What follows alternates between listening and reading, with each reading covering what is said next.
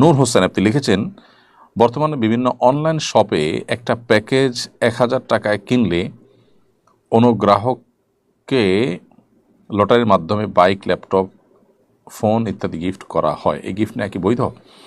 হ্যাঁ, কোনো কিছু আপনি কিনলেন, কেনার পর যদি ক্রেতাদের মধ্যে কোনো কম্পিটিশন আয়োজন করা হয় এবং তার ভিত্তিতে কোনো পুরস্কার দেওয়া হয়, তো সেটা জায়েজ আছে। এক্ষেত্রে সৌদি আরব উলামা ইকরামের ফতোয়া রয়েছে। তাদের বক্তব্য হলো যে শুধুমাত্র কিনলেই এই লটারিতে অংশগ্রহণ করতে পারবেন এরকম নয়, বরং কেনার পরও কোনো একটা কম্পিটিশন এখানে করে, যেটা হতে পারে খুব সাদামাঠা কোনো কম্পিটিশন, যে কম্পিটিশনের মধ্য দিয়ে পুরস্কারটা দিবেন, এটা জায়েজ আছে। তাহলে বিষয়টা এরকম যে কিনলেই আপনি কম্পিটিশনে অংশগ্রহণ করতে পারবেন সেটা না। এখানে দুটো জিনিস, একটা হলো যে যারা কিনেছেন এদের মধ্য থেকে লটারি করে কিছু মানুষকে পুরস্কার দেওয়া হবে, এটা জায়েজ আছে, এটা তিনি কোনো অসুবিধা নেই। আর হলো যে যারা কিনেছেন তাদের মধ্যে আপনি কম্পিটিশন অ্যারেঞ্জ করবেন, তাহলে সেক্ষেত্রে কম্পিটিশন অংশগ্রহণ করার জন্য কেনার শর্ত দেওয়া হচ্ছে, এরকম করাটা সঠিক নয়। সেক্ষেত্রে যারা কিনেছেন তারা তো বটেই, চাইলে অন্য কেউ ও চাইলে ওই প্রতিযোগিতা অংশগ্রহণ করতে পারবেন, এরকম ওপেন রেখে তারপরে সেখানে পুরস্কার দিতে পারবেন। কোনো দোকানদার তার যে কাস্টমাররা আছেন তাদের মধ্যে কম্পিটিশন অ্যারেঞ্জ করে কিছু মানুষকে, যারা কিনেছেন জাস্ট আমাদের থেকে এখান থেকে কিনেছেন সেজন্য আপনাকে পুরস্কার দিলাম, এটা দিতে পারেন। যদিও এই ব্যাপারে আমাদের ইখতিলাফ রয়েছে, যেমন বললাম যে সৌদি আরবের কিছুটা ভিন্ন মত আছে।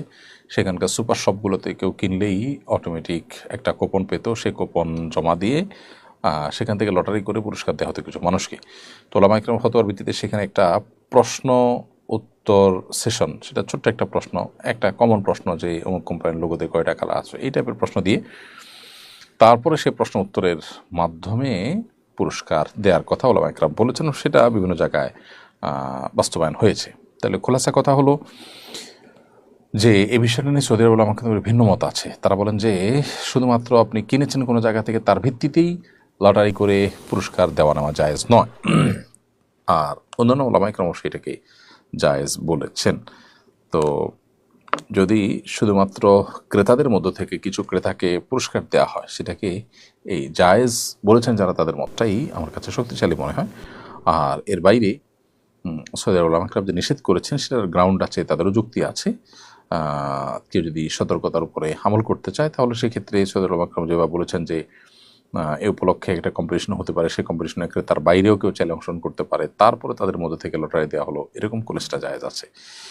একটু বিষয়টা অর্থাৎ অন্যভাবে করলে সেটাকে তারা জায়েজ বলেছেন। এরপরে প্রশ্ন হলো, সরকার সংবিধান সংশোধনের উদ্যোগ গ্রহণ করেছে, আমাদের সংবিধান কেমন হওয়া উচিত বলে মনে করেন? আমাদের সংবিধানে আমাদের অর্থনৈতিক মুক্তির বিষয়ে পরিষ্কার রোডম্যাপ থাকা উচিত। বৈদেশিক ঋণ নির্ভর অর্থনৈতিক ব্যবস্থা থেকে আমাদের বেরিয়ে আসার প্রচেষ্টা, স্বপ্নের কথা জোরালোভাবে উল্লেখ থাকা দরকার। সেই সাথে ন্যায় বিচার এর পথে যত রকমের বাধা হতে পারে সকল বাধাগুলো অপসারণ করা উচিত। বিচারহীনতা আমাদের সমাজের যে সমস্ত ভয়াবহ দিকগুলো আছে তার মধ্যে থেকে একটি দিক। তৃতীয়ত, এদেশের সংখ্যাগরিষ্ঠ মানুষের চিন্তাধারা বেশিরভাগ ক্ষেত্রে এদেশের আইন, নীতি ইত্যাদিতে প্রতিফলিত হতে দেখা যায় না। অথচ সংখ্যাগরিষ্ঠ মানুষের চিন্তাধারা যদি প্রতিফলিত না হয় আইনে, নীতিতে, সংবিধানে, তাহলে সেক্ষেত্রে সেটা সাধারণ মানুষের প্রতি অবিচারের শামিল। এবং গণতন্ত্রের নামে এটা একটা প্রতারণা যে সংখ্যাগরিষ্ঠ মানুষের চিন্তাধারা, তাদের বিশ্বাস এবং মূল্যবোধ, এটাকে আমলে নেওয়া হয় না, বরং সংখ্যালঘু সামান্য কিছু মানুষের দ্বারা বেশিরভাগ মানুষ আপনার নিয়ন্ত্রিত হন, শাসিত হন, শোষিত হন এবং তারাই পলিসি ঠিক করে দেন। আমাদের দেশেও এটি হচ্ছে, গোটা বিশ্বে বেশিরভাগ ক্ষেত্রে এটি কিন্তু ঘুরে ফিরে হচ্ছে। সাধারণ মানুষকে নানাভাবে প্রভাবিত করা হচ্ছে মিডিয়ার মাধ্যমে, নানাভাবে।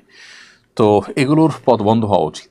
সংবিধানে সাধারণ মানুষের মূল্যবোধ, চিন্তাধারা, তাদের আদর্শ, তাদের বিশ্বাস, এগুলোর রিফ্লেক্ট হওয়া উচিত, এগুলোর প্রতি শ্রদ্ধা থাকা উচিত এবং এমন কোনো বিষয় থাকা উচিত নয় যেটা এদেশের মানুষের ধর্মীয় মূল্যবোধ বা এদেশের সামাজিক সাংস্কৃতিক কোনো বিষয়ের সাথে সাংঘর্ষিক, এরকম কোনো জিনিস সংবিধানে থাকা উচিত নয়।